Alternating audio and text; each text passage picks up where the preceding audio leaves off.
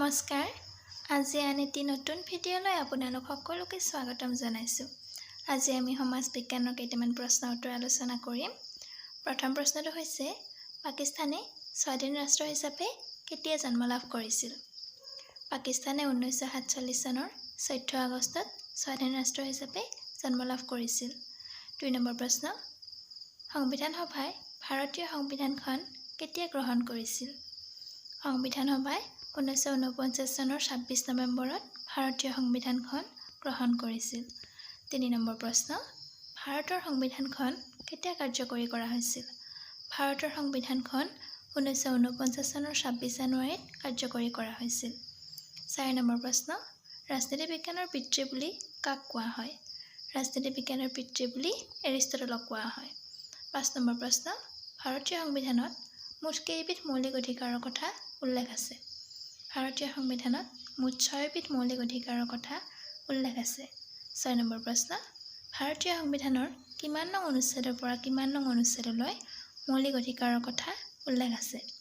ভাৰতীয় সংবিধানৰ 12 নং অনুচ্ছেদৰ পৰা 35 নং অনুচ্ছেদলৈ মৌলিক অধিকাৰৰ কথা উল্লেখ আছে। 7 নম্বৰ প্ৰশ্ন ভাৰতৰ ৰাষ্ট্ৰপতিৰ কাৰ্যকাল কিমান?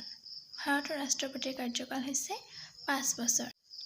8 নম্বৰ প্ৰশ্ন ভাৰতীয় সংবিধানত মৌলিক কৰ্তব্যৰ বিষয়ে কোনটো অধ্যায়ত উল্লেখ আছে? ভাৰতীয় সংবিধানত মৌলিক কৰ্তব্যৰ বিষয়ে 4ৰ্থ অধ্যায়ত উল্লেখ আছে। ভাৰতীয় সংবিধানৰ যিহেতু 25টা অধ্যায় আছে তাৰে 4ৰ্থ অধ্যায়ত মৌলিক কৰ্তব্যৰ বিষয়ে উল্লেখ আছে। 9 নম্বৰ প্ৰশ্ন ভাৰতীয় সংবিধানত ৰাষ্ট্ৰপতি নিৰ্বাচন পদ্ধতি সম্পৰ্কে কিমান নং অনুচ্ছেদত উল্লেখ আছে? ভাৰতীয় সংবিধানত ৰাষ্ট্ৰপতি নিৰ্বাচন পদ্ধতি সম্পৰ্কে 55 নং অনুচ্ছেদত উল্লেখ আছে।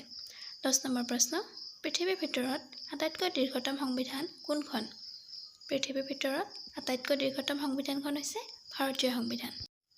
11 নম্বৰ প্ৰশ্ন ভাৰতীয় সংসদৰ উচ্চ সদন ৰাজ্যসভাৰ সদস্যৰ সংখ্যা কিমান? ভাৰতীয় সংসদৰ উচ্চ সদন ৰাজ্যসভাৰ সদস্যৰ সংখ্যা 250 জন। ভাৰতীয় সংসদত 2খন সদন আছে, এখন উচ্চ সদন এখন নিম্ন সদন আৰু উচ্চ সদন হৈছে ৰাজ্যসভা আৰু নিম্ন সদন হৈছে লোকসভা। 12 নম্বৰ প্ৰশ্ন ভাৰতৰ সৰ্বোচ্চ ক্ষমতাশালী সদনখন কি? ভাৰতৰ সৰ্বোচ্চ ক্ষমতাশালী সদনখন হৈছে লোকসভা। 13 নম্বৰ প্ৰশ্ন সংবিধানৰ কিমান নং অনুচ্ছেদ অনুসৰি উচ্চ ন্যায়ালয় গঠন কৰাৰ ব্যৱস্থা আছে?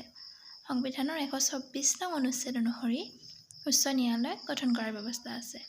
14 নম্বৰ প্ৰশ্ন ভাৰতীয় সাম্যবাদী দলৰ কেতিয়া জন্ম হৈছিল? ভাৰতীয় সাম্যবাদী দলৰ 1924 চনত জন্ম হৈছিল। 15 নম্বৰ প্ৰশ্ন ভাৰতত তথ্য জনাৰ অধিকাৰ আইন কেতিয়া গৃহীত হৈছিল? ভাৰতত তথ্য জনাৰ অধিকাৰ আইন 2005 চনত গৃহীত হৈছিল। 16 নম্বৰ প্ৰশ্ন গ্ৰাহক সুৰক্ষা আইন কোন চনত প্ৰৱৰ্তন কৰা হৈছিল? গ্ৰাহক সুৰক্ষা আইন 1986 চনত প্ৰৱৰ্তন কৰা হৈছিল। 17 নম্বৰ প্ৰশ্ন কোনটো সংশোধনীক মিনি সংবিধান বুলি জনা যায়? 42তম সংশোধনীক মিনি সংবিধান বুলি জনা যায়। 18 নম্বৰ প্ৰশ্ন কোনটো অংগক ভাৰতীয় সংবিধানৰ আত্মা বুলি কোৱা হয়?